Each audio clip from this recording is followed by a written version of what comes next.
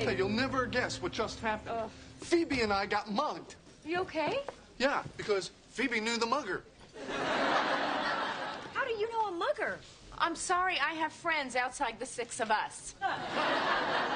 You want to know how she knew him? Because Phoebe used to mug people. Seriously? ဒီနေ့အတွက်ကတော့ vocabularies အသစ်အနေနဲ့ mug ဆိုတဲ့စကားလုံးကြောင်းပြပြမယ်ပြီးတော့ grammar point အနေနဲ့ဆိုလို့ရှိရင်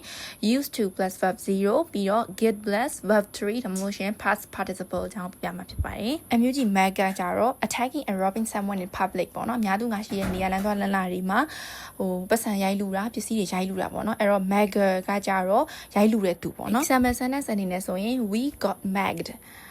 အဓိပ္ပာယ်ကငါတို့ရိုက်လို့ခံလာရတယ်ဒီမှာ got mugged အဓိပ္ပာယ်က was mugged were mugged နဲ့အဓိပ္ပာယ်တူပဲ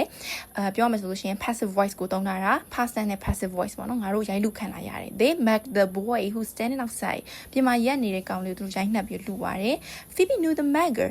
Phoebe ကရိုက်နှက်တဲ့သူနဲ့ခင်ခဲ့တယ်တိခဲ့တယ် grammar point အနေနဲ့ဆိုရင် used to plus verb 0 or verb infinitive ပေါ့နော်သူကကြတော့အရင်ကလုပ်ခဲ့တယ်အခုတော့မလုပ်တော့ဘူးအရင်တော့ဖြစ်ခဲ့တယ်အခုတော့မဖြစ်တော့ဘူးအရင်တော့ထပ်တလဲလဲလုပ်ခဲ့တဲ့အမှုအကျင့်တွေကြောင်းပြောတဲ့အခါမှာသုံးတယ်ပေါ့နော် I used to go jogging every morning ဆိုရင်အရင်ကမနက်တိုင်းဖြည်းဖြည်းလေးပြေးနေကြပေါ့အခုတော့ထားမပြေးနိုင်တော့ဘူးပေါ့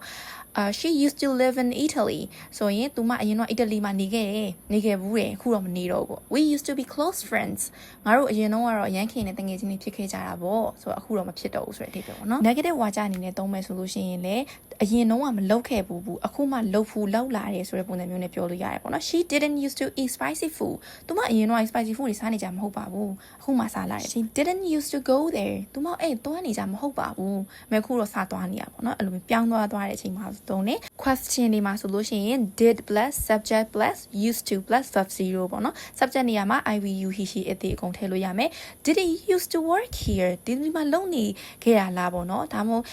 did he used to smoke ဆိုလို့ရှိရင်အရင်တော့ဆေးလိပ်တောက်ခဲ့ရလားသူအရင်တော့ဆေးလိပ်တောက်ခဲ့ရလားသူအရင်တော့ဒီမှာလုပ်ခဲ့ရလားအဲ့လိုမျိုးအရင်တော့အတိတ်ကအကြောင်းအရာတွေကိုလုပ်ခဲ့ပူတာတွေကိုပြန်ပြီးတဲ့အခါမှာသုံးတယ်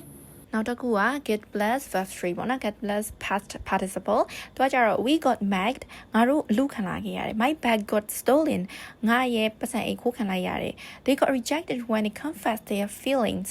ခံစားချက်တွေကိုဖွင့်ပြောတဲ့ခါတော့မှပဲငင်းခံလိုက်ရတယ်အဲ့တော့ဘသူငင်းသွားတာလဲဘသူခိုးသွားတာလဲဘသူဆိုတဲ့ဟာကိုထိတ်တမ်းမတင်ညင်ပဲနဲ့ငါတို့အခိုးခံလာခဲ့ရတယ်အလူခံလာခဲ့ရတယ်ငင်းခံလာခဲ့ရတယ်ဆိုတော့ focus ထားခြင်းတဲ့ခါမှာအဓိကပြောတယ်သူဟာပုံမှန် passive voice was were plus verb 3တက်ပို့ပြီးတော့ informal ဖြစ်တဲ့အတွက်ကြောင့်မလို့ရုပ်ရှင်တွေမှာလည်းမကြာခဏဆိုတို့တွေ့ရတယ်ပေါ့နော်ဗီဒီယိုလေးကိုတော့နောက်မှထပ်ထည့်မထားပါဘူးရှေ့ဆုံးကနေပြန်ကြည့်ပြီးတော့ like ပြောကြည့်ပါဒီနေ့တော့လောက်ပါပဲ bye bye